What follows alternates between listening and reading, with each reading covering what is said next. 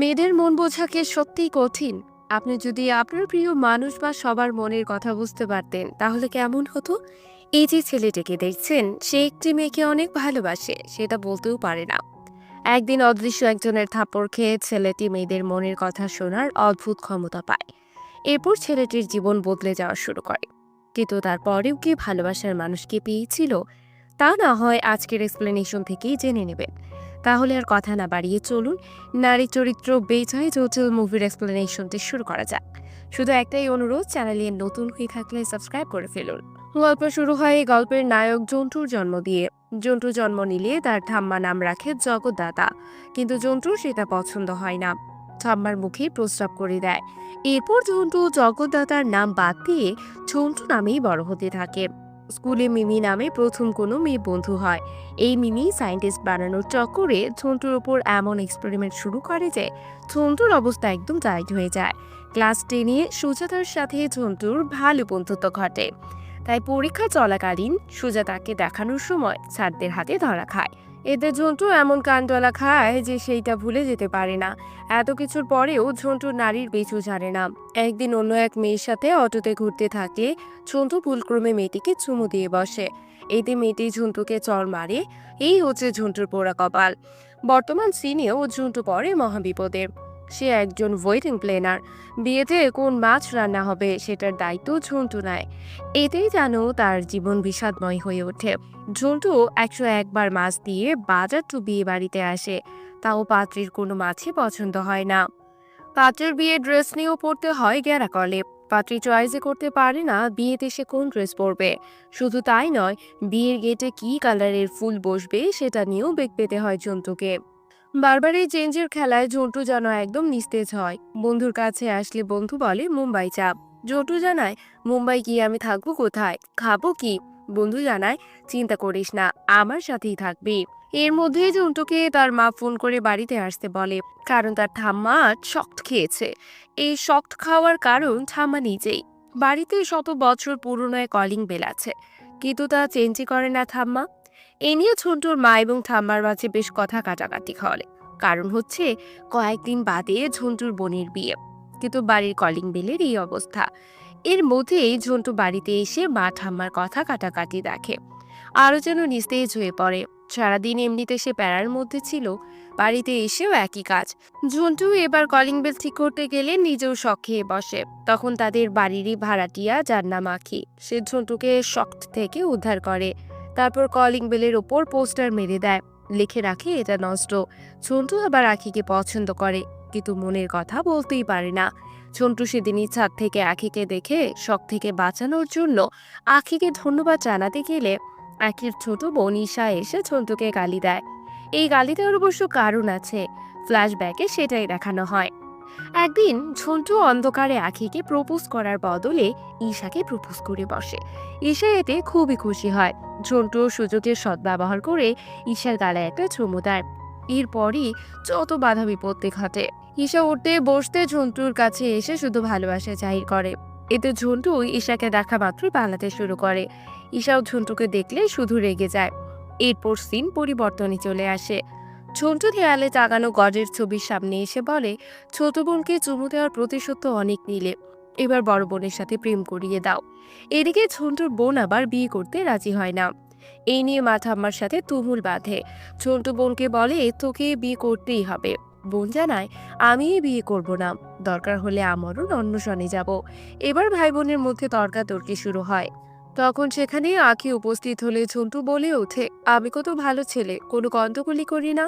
সে সময় ঝন্টুর মা মেয়েকে বলে, তোর কি কোনো রিলেশন আছে যে বিয়ে করতে চাচ্ছিস না? রিলেশনের কথা আসলে আঁখি ও ঝন্টুর বোনকে ধরে বলে, তুমি রিলেশন করেছো আর আমাকে বললে না? এরপর আঁখি ঝন্টুর মাকে উদ্দেশ্য করে বলে, ঘরে অশান্তি চলছে তো, ঘরের ছেলেকে 2 সপ্তাহ শুধু নিরামিষ খেতে দিন, তাহলে বাড়ি থেকে অশান্তি দূর হয়ে যাবে। মাতাই ঝন্টুর জন্য নিরামিষ রেডি করে। ঝন্টু আবারও গডের ছবির সামনে এসে দুঃখ ভরা কণ্ঠে বলে, শুধু কেন আমার সাথে এমন হয়? তুমি কি আমার দিকে মুখ তুলে তাকাবি না? ঝন্টু এটা বলে চলে গেলে গডের ছবির ওপর থাকা লাইট আপনা আপনি জ্বলে ওঠে। এই পর্যায়ে বাকায়দা নামে এক প্রভাবশালী কাউন্সিলরকে দেখানো হয়। কাউন্সিলরের কাছে আসে এক প্রমোটার। পাকাইদা প্রমোটারকে বলে আপনি কাজ শুরু করেন, আমি প্রপার্টিজ খালি করার ব্যবস্থা করছি। প্রমোটার চলে যাওয়ার পরই ঝন্টু আসে পাকাইদার কাছে। ঝন্টুকে দেখে পাকাইদা জিজ্ঞেস করে বিয়ে শাদীর ব্যাপারটা কেমন চলছে। ঝন্টু জানায় ভালো নয়। সে আরো বলে আমাকে একটু মুম্বাই নিয়ে যাওয়ার ব্যবস্থা করে দেন। পাকাইদা বলে সবাই যদি মুম্বাই যেতে চায় তাহলে কলকাতায় কে থাকবে। তারপর জিজ্ঞেস করে আজকের বিয়ের কি অ্যারেঞ্জমেন্ট চলছে। ঝন্টু জানায় গঙ্গার জলে লঞ্চের উপর নাকি বিয়ে করবে, একটু ব্যবস্থা করে দিন না পারমিটের। ঝন্টু পাকায়দার কাছে আসে এই পারমিটটাই নিতে। পাকায়দাও জানায় ঠিক আছে, পেয়ে যাবে। ঝন্টু চলে গেলে পাকায়দাকে তার লোকজন বলে ঝন্টুদের বাড়িতে আখি থাকে, আপনি যদি ঝন্টুকে দিয়ে আখিকে বলেন তাহলে আখি আর না করতে পারবে না। আখির সাথে পাকায়দার কি সম্পর্ক সেটা জানতে আমাদের 2 মাস পেছনে নিয়ে যাওয়া হয়। পাকায়দা গভর্নমেন্ট স্কুলের জায়গার উপর ডেভেলপ করে বিল্ডিং বানাতে চায়। স্কুলের সকল স্টুডেন্টসদের ব্যাপারটা সে দেখবে। এই নিয়ে প্রধান শিক্ষিকার সাথে আলাপ করতে থাকলে আখি উপস্থিত হয়। আখিও এই স্কুলের টিচার। আখি জানায় আপনি সরকারি স্কুলে কিনে নিতে পারেন না, আর আপনি যদি সকল স্টুডেন্টের দায়িত্ব নেন তাহলে তো আর কোনো স্কুলেরই দরকার নেই। বাকায়দা বলে এখন তো আর গভর্নমেন্ট স্কুলে কেউ পড়েই না, এখানে আমি যদি কোনো কিছু ডেভেলপ করি তাহলে এলাকার জন্যও ভালো। এইটা শুনে আঁকি বলে সব জায়গায় ভালো খুঁজতে আসবেন না কাউন্সিলর। প্রধান শিক্ষিকার উদ্দেশ্যে বলে আপনিও দেখি টাল মিলাচ্ছেন। আর এদিকে আমি এই ব্যাপার নিয়ে শিক্ষা মন্ত্রণালয়ে চিঠি পাঠানোর দাব রাখতে। এই হচ্ছে আঁকি এবং পাকাইদার মধ্যে দ্বন্দ্ব। এদিকে ঝন্টু আঁকিকে দেখতে আসে স্কুলের গলিতে। সেখানে বন্ধু বান্ধবরা ঝন্টুকে বলে আজ আঁকিকে একজন প্রপোজ করেছিল, বিনিময়ে আঁকি তাকে চড় মারে।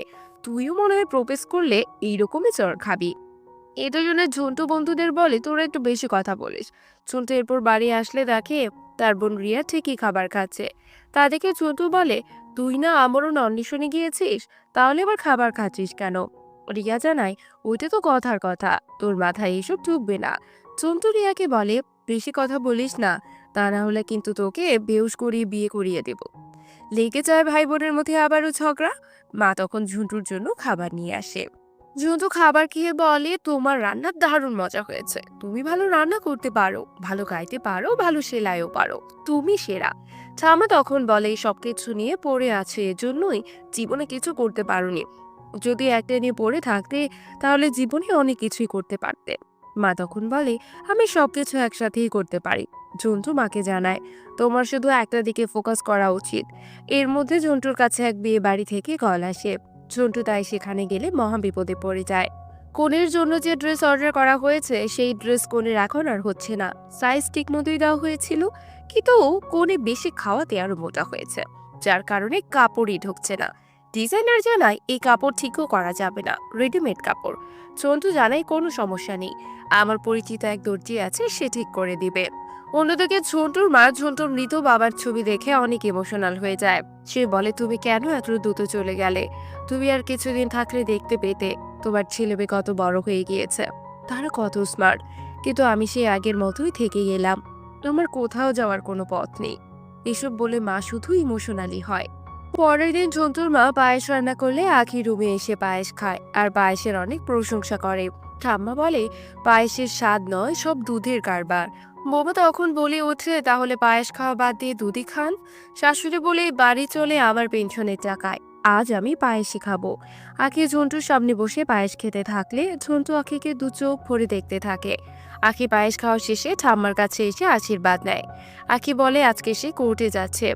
এটা শুধু ঠাম্মা বলে তুই শুধু কোর্টে যাস আর আসিস, লাভ হয় না, আজকে ঝন্টুকে নিয়ে যেত। ঝন্টু আখিকে মোটর সাইকেলে করে নিয়ে যাওয়ার সময় বলে সেই ছোটবেলা থেকে তোমাকে দেখেছি, তুমি এক হাতে ঘর সামলাও, কোর্ট সামলাও, আবার স্কুলও সামলাও, তুমি আসলে নারী নও, তোমাকে থেকে থেকে আমার পুরুষ মনে হয়। আখি বলে আমিও তোমাকে সেই ছোট থেকে দেখছি, তুমি সেই ছোট থেকে বেশি কথা বলো, অকর্মার ঠিকই একটা। এর মধ্যে কোর্টে এসে পৌঁছালে আখি ঝন্টুকে বাইরে রেখে ভেতরে যায়। কোর্ট শেষে ঝন্টু লিয়ারকে বলে একটু দেখবেন আখি যেন হেরে না যায়। লয়ের আবার তাদের পারিবারিক, তাই ঝন্টুকে বলে তোমরা এই যুগেও আখির থেকে বাড়ি ভাড়া 22 টাকা নাও কেন বলো তো? ঝন্টু জানায় দাদাই টাকা নিচ্ছিল, তাই আমরাও নিই, এটা আর বদলানো হয়নি। আর আমরা কত টাকা নিই বা না নিই তাতে আপনার কি। এর মধ্যে চলে আসে কালী পুজো। এলাকায় করা হয় কালী পুজোর উৎসব। বিশেষ অতিথি হিসেবে আসে পাকাই পান্ডে। পাকাইকে আবার ফুলের মালা দিয়ে বরণ করে নেয় ঝন্টুই, যা আঁখি দেখে বিরক্ত বোধ করে। পাকাই তার ভাষণে নারী জাগরণ নিয়ে কথা বলে, এতে আরো বিরক্ত হয় আঁখি। ভাষণ শেষে চলে যাওয়ার পথে পাকাইদার ঝন্টুকে বলে, তোমার মুম্বাই যাওয়ার ব্যবস্থা করছি। বিয়ে করে বউকে নিয়ে মুম্বাই যাও? বিয়ে তো বোধহয় আঁখিকেই করবে, তাই না? ঝন্টু খুশি মনে জানায়, হ্যাঁ। পাকায়দা চলে গেলে বন্ধু বান্ধব ঝন্টুকে বলে, আজকে কিন্তু তোর আঁখিকে প্রপোজ করতেই হবে। ঝন্টু মাইক নিয়ে মঞ্চে ওঠে। মঞ্চে ওঠার পর বলে, পাকায় পান্তে তো নারীর জাগরণ নিয়ে বলেছে, আমি এক নারীকে নিয়েই বলবো। এই যুগের জটিল নারীদের ভিড়ে সেই নারীটি হচ্ছে সহজ সরল, যার মাঝে কোনো ব্যাচ নেই। তার নাম হচ্ছে আঁখি। আমি তাকে ভালোবাসি। বন্ধুদের গায়ে আই লাভ ইউ আঁখি লিখে সবার সামনে আঁখিকে প্রপোজ করে ঝন্টু। আঁখি এতে ইতস্তত বোধ করে। ঝন্টু এরপর আঁখির উদ্দেশ্যে বলে, তোমার আমার সাথে বিয়ে হলে আর বাড়ি ভাড়া দিতে হবে না। শ্বশুর বাড়ি আর বাপের বাড়ি এক জায়গাতে হওয়াতে যখন মন চাইবে সেখানেই তুমি যেতে পারবে। আর আমাকে বিয়ে করলে তোমার স্কুলের চাকরিটাও করতে হবে না, বাড়িতে বসে থেকে শুধু সবার সেবা পাবে। এসব বলার পর ঝন্টু আরো বলে, আমি জানি তুমি ফ্যামিনিস্ট নও, তাই তোমার চাকরি ছাড়া নিয়ে কোনো কষ্ট পাবে না তুমি, আমার উপর রাগও দেখাবে না। এইসব শুনে আঁখি মঞ্চে এসে ঝন্টুকে বলে, আমি তোমাকে 3টা প্রশ্ন করব। তুমি যদি একটার উত্তর দিতে পারো তাহলে আমি তোমাকে বিয়ে করব। প্রথম প্রশ্ন হচ্ছে, তোমার ঠাম্মা সারাদিন কি কি ওষুধ খায় বলো? ঝন্টু বলতে পারে না। দ্বিতীয় প্রশ্ন, রিয়ার এক অসুখ আছে, সেটা কি বলো তো? ছোট সেটাও বলতে পারে না। তৃতীয় প্রশ্ন, তোমার মায়ের ফেভারিট খাবার কি? ঝন্টু এটারও উত্তর দিতে পারে না। আঁখি তাই সবার সামনে বলে, যে পুরুষ নিজের মা বোন ঠাম্মার খোঁজ নিতে পারে না, সে আমাকে বিয়ে করে আর কি সুখ দেবে? আমি পুরুষের জন্য সামান্য স্যাক্রিফাইস করতে রাজি, কিন্তু সেই পুরুষেরই তো আমার লেভেলের হতে হবে। এসব বলে আঁখি চলে গেল। ঝন্টু খায় ছ্যাঁকা, আর ছ্যাঁকাকে ড্রিঙ্কস করে হয় মাতাল। মাতাল হয়ে বাইরেই শুয়ে পড়ে। এদিকে ঈশা এসে আঁখিকে বলে, ঝন্টু এখনো বাড়ি ফেরেনি, তাই আন্টি এখনো তার জন্য অপেক্ষা করছে। আঁখি তখন বলে, সবার সামনে ঝন্টুকে এত কথা বলা আমার উচিত হয়নি। ঈশা জানায়, একদম উচিত হয়েছে, তাকে আরো থাপ্পড় মারা দরকার ছিল। কিন্তু আঁখি ঝন্টুকে নিয়েই চিন্তা করে। ঈশাকে বলে, বাইরে তো অনেক ঠান্ডা, যা ঝন্টুর শরীরে কম্বল দিয়ে আয়। ঈশা জানায়, আমি পারবো না। এরপর আঁখি কম্বল দিয়ে আসে। মাঝরাতে ঝন্টুর ঘুম ভাঙলে দেখে গায়ে কম্বল। কম্বল শরীরে নিয়ে কালীর মূর্তির সামনে ঘন্টি বাজিয়ে কালীর স্বামীকে বলে, আর কত চুপ থাকবে? একটা মেয়ে এত কিছু বলে গেল, কিছু একটা তো বলতে পারতে। কিন্তু তুমি পারবে কিভাবে? তুমি তো আরো স্ত্রীর ইশারায় নাচো, তুমি তো দেবতা নও যেন আঁখিকে থামাবে। তখনই অদৃশ্য কিছু ঝন্টুকে চর মেরে বসে। চর মারার পর অদৃশ্য কিছু বলে, আমার স্বামীকে নিয়ে তোর এত কিছু বলার সাহস কিভাবে হলো? এতে বোঝা যায় স্বয়ং কালী চর মেরেছে ঝন্টুকে।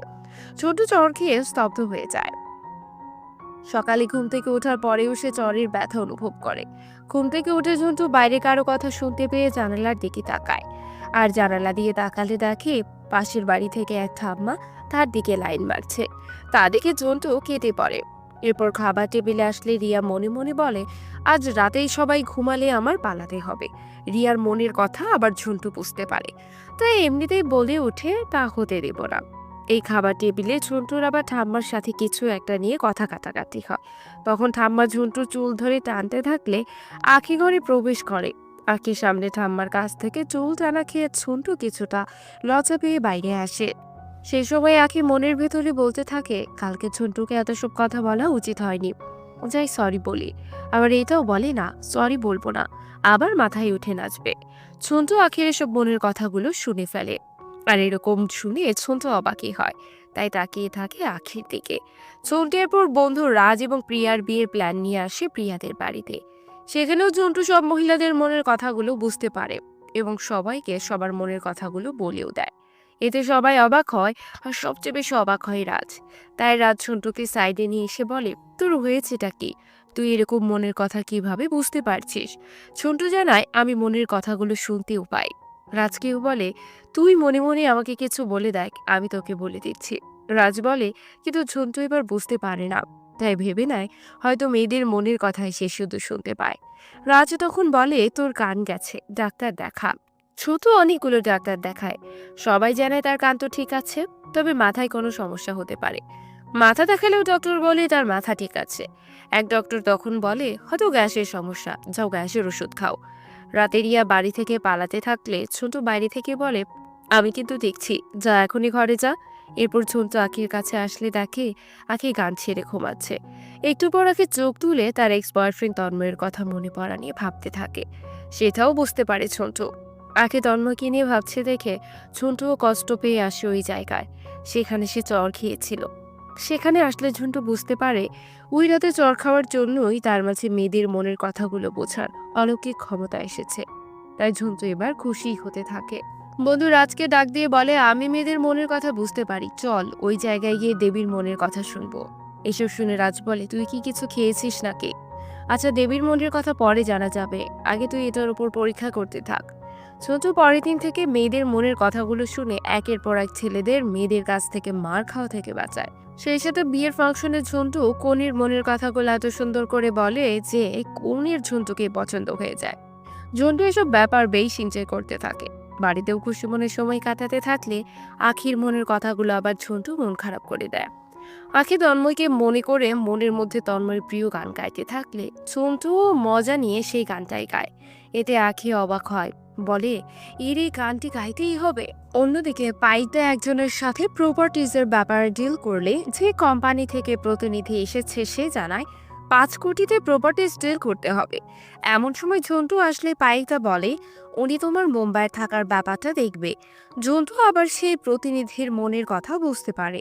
প্রতিনিধি মনে মনে বলে 7 কোটিতেও যদি প্রপার্টিজের ডিল করতে হয় তাহলেও করব। এই ডিল না হলে জব থাকবে না। ঝন্টু প্রতিনিধির মনের এসব কথা শুনে বাইক ডাকে সাইডে নিয়ে এসে বলে উনি 2 কোটি টাকা কম বলেছে, আপনি প্রপার্টিজের দাম 7 কোটি বলবেন।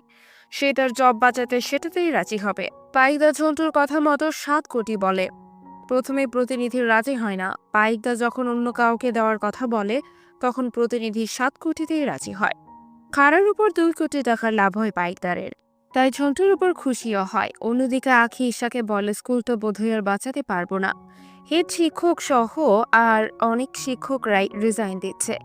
আশেপাশে আর কোনো স্কুলও নেই, মেয়েরা পড়বে কিভাবে? আর সবাই তো প্রাইভেট স্কুলে পড়তে পারবে না। ঈশা বলে এডুকেশন মিনিস্টারের কাছে যে চিঠি পাঠালি সেটার কি হলো? আখি জানাই কিছু জানাইনি।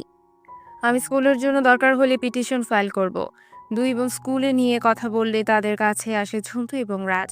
রাজে তার বিয়ের মিউজিক নাইটসের জন্য ইনভাইট করে দুই বোনকে। নিচে আবার ঠাম্মার বাড়ি উথাল পাথাল করে দেয় তার আলমারি থেকে 60,000 টাকা চুরি হয়ে যাওয়ার ব্যাপার নিয়ে। বাড়ির সবাইকে দিতে থাকে অপবাদ। আগে তাদের বাসার এক সমস্যা নিয়ে আসলে ঠাম্মা আখিকেও চোর বলে। এমন সময় ঝন্টু আসলে ঠাম্মা ঝন্টুকে বলে তুই টাকা নিয়েছিস না, তোর রুম সার্চ করব। রুম সার্চের কথা আসলে রিয়া মনে মনে বলে আমার রুমটা সার্চ না করলেই হয়, চুরিটা আসলে রিয়াই করেছে। ঝন্টু রিয়ার কথাগুলো শুনে রিয়ার সামনে এসে বসে। তারপর রিয়াকে আড়ালে ডেকে নিয়ে জিজ্ঞেস করে কত টাকা চুরি করেছিস। রিয়া জানায় 60,000। সাথে কে কে ছিল জিজ্ঞেস করলে রিয়া বলে আমি একাই। টাকা কেন চুরি করেছে তা ঝন্টু জানতে চাইলে রিয়া বলে ইউএস এর জন্য একটা ইউনিভার্সিটিতে অ্যাপ্লাই করার জন্য। ঝন্টু এটা শুনে বলে তাই বলে চুরি করবে? এটা ঠাম্মা জানলে তোর উপর তো উত্তম মধ্যম দিবে। রিয়া কাউকে জানাতে নিষেধ করে। ঝন্টু জানায় ঠিক আছে জানাবো না, কিন্তু আমার জন্য ঠাম্মার আলমারি থেকে আবার চুরি করতে হবে তোকে। কখন চুরি করবি সেটা আমি জানিয়ে দিব। পরের দিন ঝন্টু আর রাজ পাইকদাকে মিউজিক্যাল নাইটসের আমন্ত্রণ জানাতে আসলে দেখে পাইকদের স্ত্রী পাইকদাকে অনেক কথা শুনিয়ে বাড়ি থেকেই চলে যাচ্ছে। ঝন্টু তো মনের কথা বোঝেই।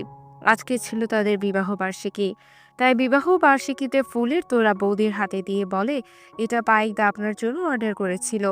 মুহূর্তে স্ত্রী পাইকদের উপর খুশি হয়ে যায়। পাইকদের যাত্রা বেঁচে গিয়ে ঝন্টুর উপর খুশি হয়। রাজেরপুরদের বিয়ের মিউজিক্যাল নাইটসের আমন্ত্রণ দিলে পাইকদের সেটা খুশি মনে গ্রহণ করে। এর মধ্যে মিউজিক্যাল নাইটস চলে আসলে অনেক মেহমানের সমাগম হয়। অনেকজন হওয়ায় পাড়ার বন্ধুরা ঝন্টুকে বলে গান বাজনা কি চলবে না? ঝন্টু জানায় সব চলবে, তাই সবার শরবতে মিশিয়ে দেয় হার্ড ড্রিঙ্কস।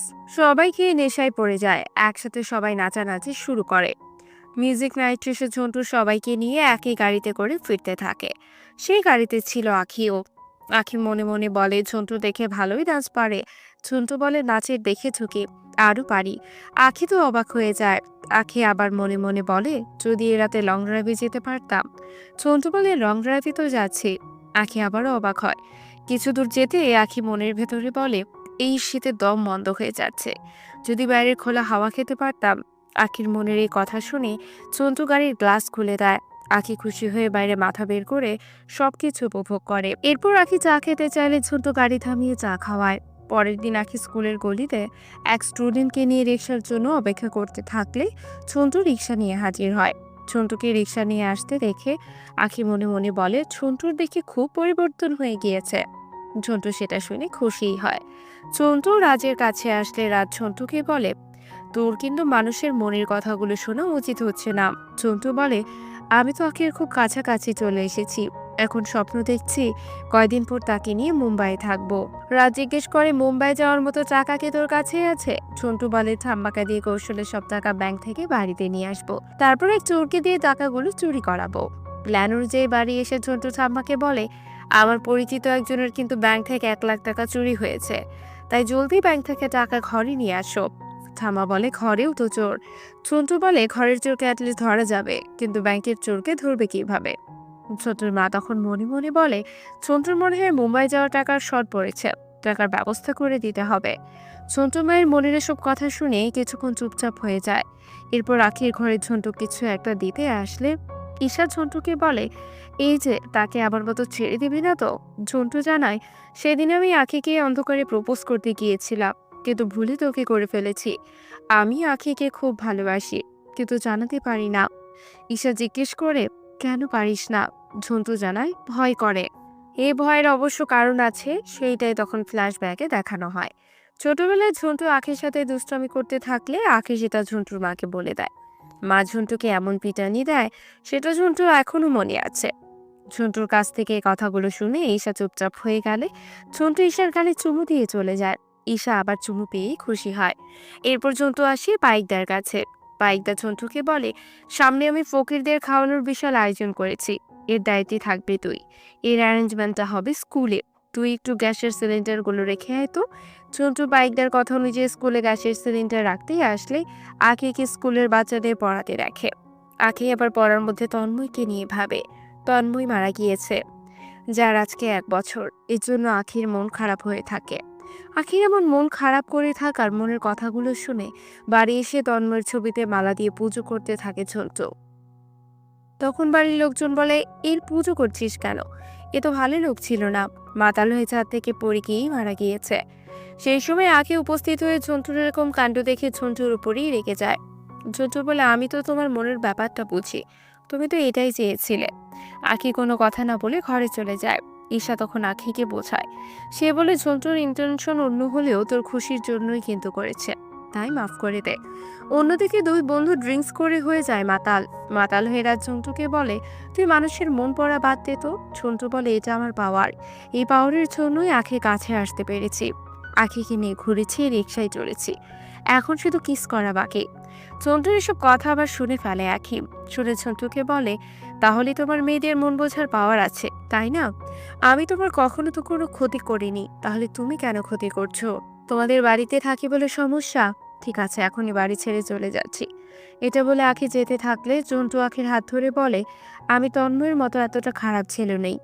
পাড়ার ছেলেদের সাথে তোমার সাথে শোয়ার জন্য বেড ধরেছিল, আমি যদি চাইতাম তাহলে আমিও বেড লাগাতে পারতাম, আর আমার বেড লাগানো লাগতো না, এমনিতেই তোমার সাথে শুতে পারতাম। ঝন্টু এর কথা বলতেই আখি চর মারে ঝন্টুকে, তারপর চলে যায়। ঝন্টু নিচে নামলে রিয়া ঝন্টুকে বলে, আর কতজনের মনের কথা শুনবি তুই, ক্রিমিনাল একটা। ওইদিকে আখির রাস্তায় এসে পাড়ার ছেলেদের কাছে জিজ্ঞেস করে, আমার সাথে শোয়ার জন্য তন্ময় কি তোমাদের সাথে বেড ধরেছিল? পাড়ার ছেলেরা একদম চুপচাপ থাকে। এতে আখি বুঝতে পারে ঝন্টু সত্যি বলেছে, তাই কান্না শুরু করে। তখনই আখির স্টুডেন্ট আখিকে ফোন করে জানায়, আমরা টিউশন থেকে ফেরার পথে গুন্টাদের স্কুলে ঢুকতে দেখেছে, তারা স্কুলে কিছু একটা করার চেষ্টা করছে। আখি জানায়, তোমরা সাবধানে থাকো, আমি আসছি। আখি সেই স্টুডেন্টদের সাথে চুপি চুপি গুন্ডাদের কার্যক্রম দেখতে থাকলে একসময় গুন্ডারা তাদের দেখে ফেলে। তাই আখি কোনো মতে স্টুডেন্টদের বের করে দেয়, কিন্তু সে ধরা পড়ে। স্টুডেন্টরা দ্রুত বাড়ি এসে ঝন্টুকে বলে, আখি ম্যামকে স্কুলে গুন্ডারা ধরে রেখেছে। ঝন্টু দ্রুত স্কুলে আসলে একটা রুমে সিলিন্ডার ব্লাস্ট হয়। এতে আখি দগ্ধ হলে ঝন্টু দ্রুত আখিকে হসপিটালে নিয়ে আসে। ডক্টর অপারেশন সম্পূর্ণ করার জন্য জানায় পেশেন্টের অবস্থা খুবই ক্রিটিক্যাল, এখন অবজারভেশন আছে। এর মধ্যে ঝন্টুর ফ্যামিলি চলে আসে তাদের জমানো টাকা নিয়ে। সেই টাকাগুলো আখের চিকিৎসার জন্য তারা দেয়। মনে মনে প্রত্যেকেই বলে এই টাকাগুলো ঝন্টুর জন্যই জমিয়ে রেখেছিল তারা, যেন ঝন্টু মুম্বাই যেতে পারে। এসব কথা শুনে ঝন্টু ইমোশনাল হয়ে যায়। এর মধ্যেই হাসপাতালে রাজ এসে ঝন্টুকে জানায় পুলিশ কাউকেই গ্রেফতার করতে পারেনি। শুনেছি আখি স্কুলের জন্য এক পিটিশন ফাইল করেছিল, এই ব্যাপারে কি তুই কিছু জানিস? ঝন্টুর মনে পড়ে যায় এক লয়ারের সাথে আখি কথা বলেছিল। এরপর ঝন্টু আখের এই রুমে এসে বলে, তোমার জন্য জীবনে কিছু করতে পারিনি, তুমি সুস্থ হয়ে ওঠো। আমি আর কারো মনের কথা শুনবো না, একবার শুধু বলো তোমার এই অবস্থা কি করেছে। আখির জ্ঞান ফিরলে জানাই পাকাই বাঁধে। এই কথা শুনে অবাক হয়ে যায় ঝন্টু, চলে আসে পাকাইয়ের কাছে। পাকাই ঝন্টুকে দেখে বলে, আখির এখন কি অবস্থা রে? বেচারির সাথে এমন হয়েছে শুনে খারাপই লাগছে। ঝন্টু বলে, শুনলাম আপনার ছেলেগুলো নাকি কাজটা করেছে, তাদের কোথায় লুকিয়ে রেখেছেন বলুন। পাকাই বলে, শুনলাম গ্যাস সিলিন্ডার ব্লাস্ট হয়েছিল। মনে করতো স্কুল সিলিন্ডার কে নিয়ে গিয়েছিল। যা, চিন্তা করতে হবে না, আমি পুলিশকে তোর কথা কিছু বলবো না, তুই আখিকে নিয়ে বরং মুম্বাই যা।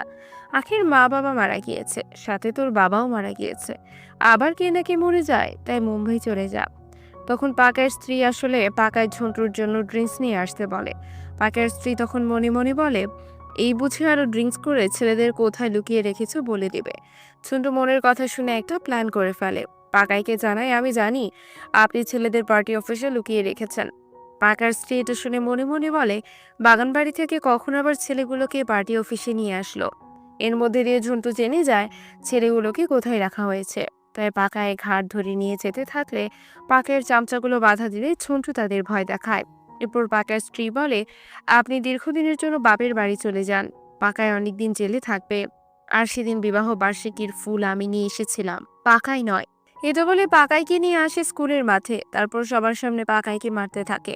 সেখানে উপস্থিত লেডি পুলিশও চেয়ে চেয়ে দেখে, তাই পাকাই পুলিশকে অ্যাকশন নিতে বলে। একজন কাউন্সিলর বলে কথা। তখনই পাকাইয়ের ছেলেগুলোকে ঝন্টুর বন্ধুরা সেখানে নিয়ে আসে, সেই সাথে আসে মিডিয়া। পাকাই তখন ঝন্টুকে বলে, আমি জেলে যাচ্ছি, আবার ছাড়া পাবো, এরপর হব মন্ত্রী, তখন তোকে আমার হাত থেকে কে বাঁচাবে? মেয়েদের যে পড়াশোনার দরকার নেই সেটাও জোর গলায় বলতে থাকে। মেয়েদের নিয়ে আরো কটু কথা বলে।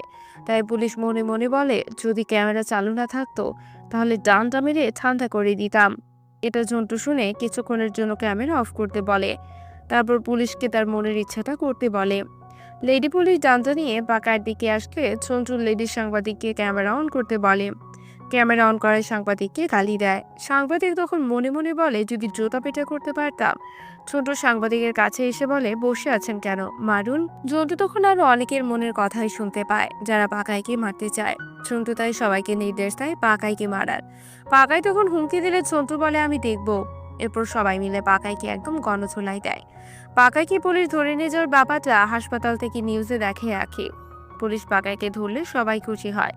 ঝন্টুর পর বাড়ি এসে মায়ের জন্য রান্না করে মায়ের কাছে নিয়ে আসলে মা খুবই খুশি হয়। ঝন্টু মাকে বলে, তুমি এখন থেকে স্কুলে কোচিং করাবে, তুমি রান্না, সিঙ্গিং, সেলাইও করবে, সবকিছু করবে তুমি। আর একা একা বাবার ফটোর সাথে কথা বলতে হবে না, আমাদের সাথেও কথা বলবে। মা এসব শুনে খুবই খুশি হয়। ঝন্টু মায়ের সাথে দেখা করার পর রিয়ার কাছে এসে বলে, তোকে আর চুরি করতে হবে না, ইউএসএতে আমার জমানো টাকা থেকেই পড়বি, তোর এখন বিয়েও করতে হবে না। রিয়া খুশি হয়ে যায় ভাইয়ের উপর। ঝন্টু এরপর মাসির কাছে এসে মাসিকে ধন্যবাদ জানায়। কিছু লাগলে যেন তাকে বলে সেটাও বলে। মাসির কাছ থেকে আসে ঠাম্মার কাছে। ঠাম্মার কাছে এসে বলে, কিপটামি করে আর আমার জন্য টাকা জমাতে হবে না, আমি মুম্বাই যাচ্ছি না। ঠাম্মাও খুশি হয়ে যায়। সবার সাথে দেখা করার পর আসে আখির রুমে। আখি মনে মনে বলে, রুমে আসলো আর একবার জিজ্ঞেস করলো না আমি কেমন আছি। ঝন্টু শুনে জিজ্ঞেস করে, তুমি এখন কেমন আছো? মনের কথা এখনো শুনতে পাচ্ছে দেখে আখি মনের ভিতরেই কথা বলে। জিজ্ঞেস করে, তুমি নাকি হসপিটাল আমার জন্য কান্না করেছো? সন্তু জানায়, হ্যাঁ করেছি। আখি বলে, তুমিও তো আমাকে কম কান্না করাওনি, সেই ছোট থেকে তোমার জন্য কান্না করতে হয়েছে। একবার তো স্কুলে থাকাকালীন কিস কিস খেলাও খেলতে হয়েছিল, সেটা কি এখনো খেলবে? আখি থেকে এই কথা শুনে খুশিতে আত্মহারা হয়ে ওঠে ঝন্টু। জিজ্ঞেস করে, এখন খেলবে নাকি রাতে? আখি জানায়, রাতেই ভালো হবে। ঝন্টু আঁখি থেকে প্রস্তাব পেয়ে বাইরে এসে নাচতে থাকে। তারপর গডের পোস্টারের সামনে এসে ঝন্টু আর কোনো অভিযোগ নেই সেটাই সে জানায়। তখন গড ঝন্টুকে চড় মারে আর এখানেই শেষ হয় মুভিটি। কমেডি মুভি হিসেবে মোটামুটি ভালোই বলা যায়, আবার নারীর মন বোঝার ব্যাপারটাও ভালো ছিল। নারীর মনে যে কত কিছু চলে তা কিন্তু এই মুভির মধ্য দিয়ে আপনারা একটু হলেও জানতে পারলেন।